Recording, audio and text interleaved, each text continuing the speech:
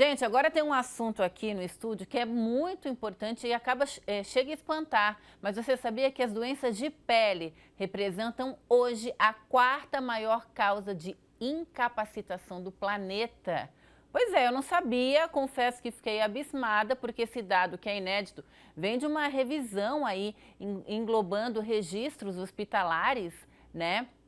E aí, mais de 4 mil pesquisas que foram publicadas entre os anos 80 e 2013 ao redor do mundo. Esses perrengues, então, perrengues é ótimo, né? Que podem atormentar a pele.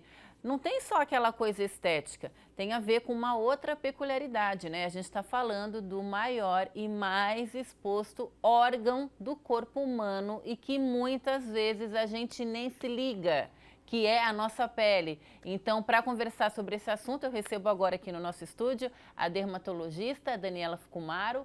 Bem-vinda ao Ver Mais, boa tarde. Boa tarde, que assunto interessante, né? Assim, pois é, esse dado pra gente que é leigo é um dado muito absurdo, assim, porque geralmente a gente pensa, né, em capacitação, vai ser uma pessoa... Nunca que a doença de pele, então, chega a ser um dado desse. Boa tarde, então, Boa primeiramente, tarde. Obrigada pelo convite. E sim, a pele, na verdade, é o maior órgão do corpo humano, né? Então, ele é um órgão extremamente extenso e é o órgão mais externo, né? É o nosso órgão externo. Então, é um órgão que qualquer lesão de pele, qualquer machucado, tudo que acontece com a nossa pele é visível, né? Então, ele é um órgão que tem até uma questão social também, né? Porque você às vezes está com uma alergia, algum problema de saúde na pele que você às vezes não tem como esconder, Sim. né? Diferente se você tem algum problema em qualquer outro órgão interno, né? Então, a pele é o nosso órgão de exposição também, e né? acaba afetando, eu gostaria até de perguntar se já chegou no consultório alguém que viu que por causa de um problema de pele isso acabou afetando as relações sociais, a capacidade produtiva, que deu uma travada mesmo por causa de alguma com certeza, situação? isso é muito comum.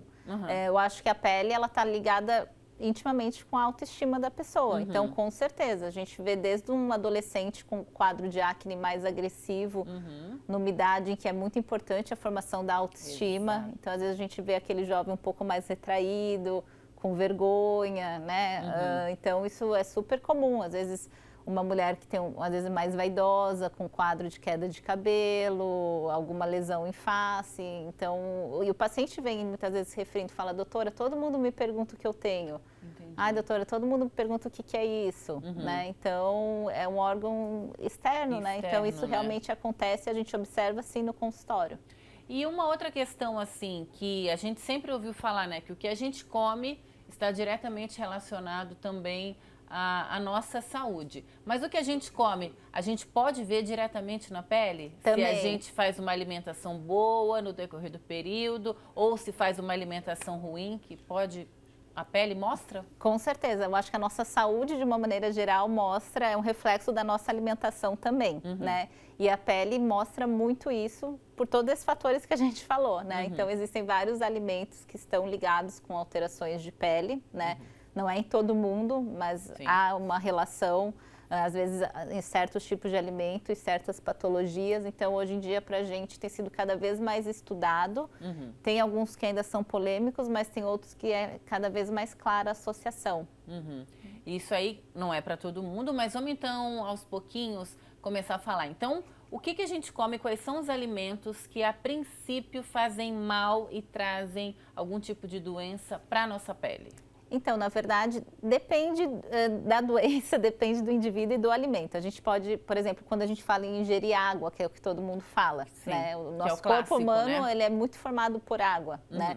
Então, eu falo que beber água é uma coisa que é importante para a nossa saúde de uma maneira geral. E para a pele, para o cabelo, para as unhas, também é importante para se manter uma pele hidratada, um cabelo de uma boa qualidade. Então, ingerir água, por exemplo, é importante para a tua saúde e, lógico, que para a tua pele também. Reflete. Se a gente for tentar exemplificar, por exemplo, a gente fala na acne, que é um assunto muito estudado, né? A gente tem vários alimentos que, o leite, alimentos de alto índice glicêmico, muito carboidrato, O próprio chocolate é aquela polêmica, mas hoje em dia o chocolate, não necessariamente o problema é o chocolate, como a gente estava falando, né? Daqui a pouco vai ter um tópico só da acne, tá, gente? Presta atenção. Mas fugindo um pouco da acne, por exemplo, muitas vezes tem paciente que procura a gente com queda de cabelo e quando a gente vai investigar, daqui a pouco o paciente está numa dieta muito restritiva.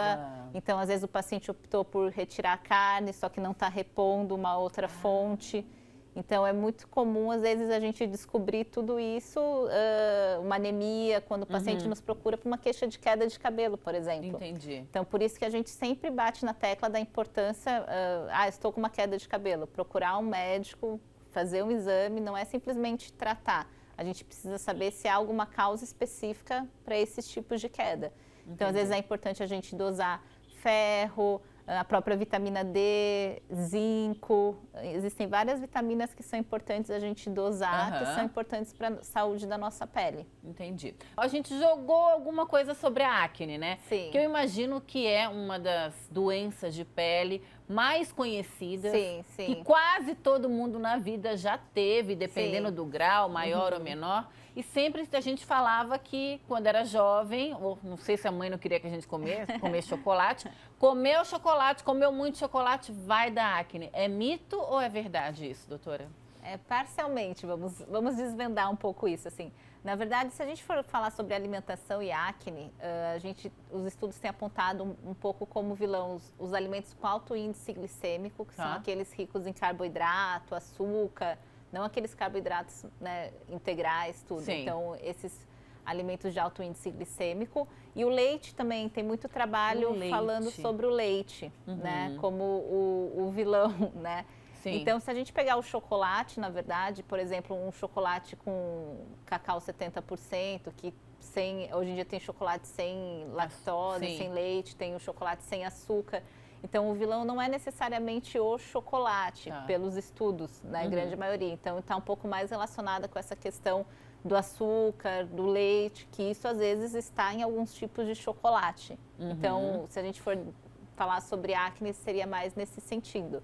Mas lembrando que o alimento não é a única causa da acne. Entendi. Provavelmente isso acontece numa pessoa que já tem uma predisposição, às vezes, principalmente no caso das mulheres que já tem alguma alteração hormonal que pode levar a acne. Então, em algumas pessoas e certos tipos de chocolate também, não são todos. Então, é mais ou menos aquela coisa que a gente só vai descobrir na hora que estiver passando por isso na pele. Isso. Na prática é o que vale para, né, como uma dieta saudável, que é evitar carboidrato em excesso.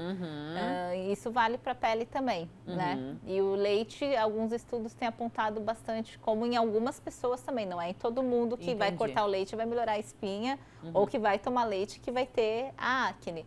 Mas alguns trabalhos já relacionaram também o consumo de leite com quadro de acne.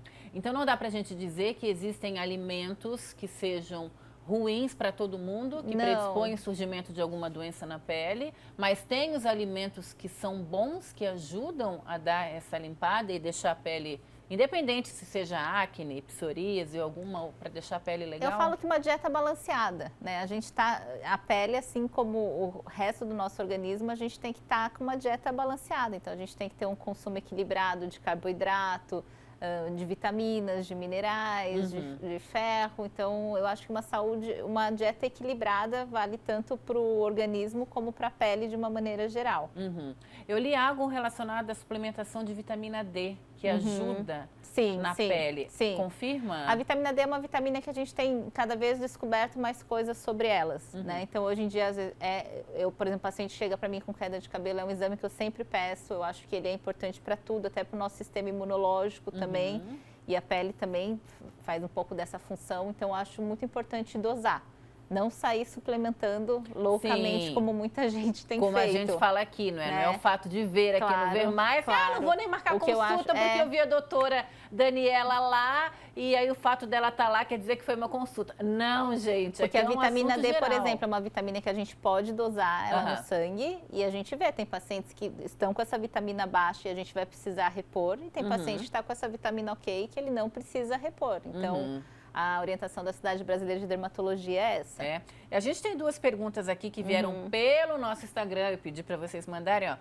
Olá, Fala sobre, por favor, psoríase. Tem no couro cabeludo, que é o que mais incomoda. Eu imagino que para mulher ainda, sim. tudo relacionado a cabelo, assim, também Sim, dá uma mexida sim. na autoestima, né, doutora? A psoríase é uma doença inflamatória, né, que causa lesões, então, avermelhadas e descamativas no couro Tá. cabeludo. Seria como se fosse uma caspa um pouquinho mais grossa, visualmente falando, tá?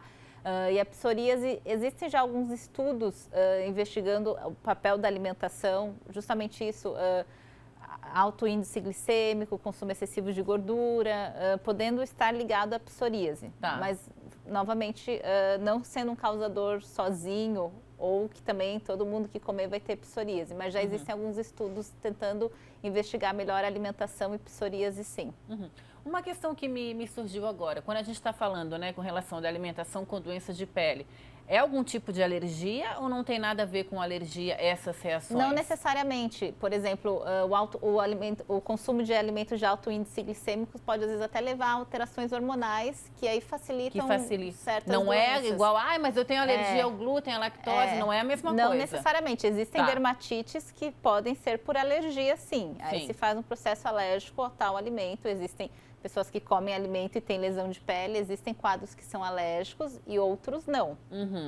Existem as duas coisas. E aquela coisa que a gente fala, em caso de dúvida, procure seu médico, né? É a melhor recomendação, sem dúvida, sempre, né? E lembrar também que eu acho que, por exemplo, a própria psoríase, que às vezes tem a ver um pouco também com estresse. Então, eu acho que uma dieta saudável, o exercício físico, tudo isso às vezes nos leva a um equilíbrio que também nos ajuda a melhorar daquele quadro, né? Eu acho que isso também tem uma relação muito importante. Legal. Doutora Daniela, bem-vinda ao Ver Mais. Obrigada. Já pegou, você viu como é que a gente já estava hoje, aquela coisa, aquela loucura. Muito obrigada pela sua participação. Imagina, eu que agradeço o convite. E é um tema super interessante, né? Mas a minha dica, eu acho que é uma alimentação saudável, um estilo de vida saudável, é importante para todo mundo. Então tá, tem uma pergunta aqui falando do sol, mas eu acho que o assunto é tão amplo que a gente pode fazer daí um bate-papo só falando sobre sol, né? Os benefícios e tudo mais.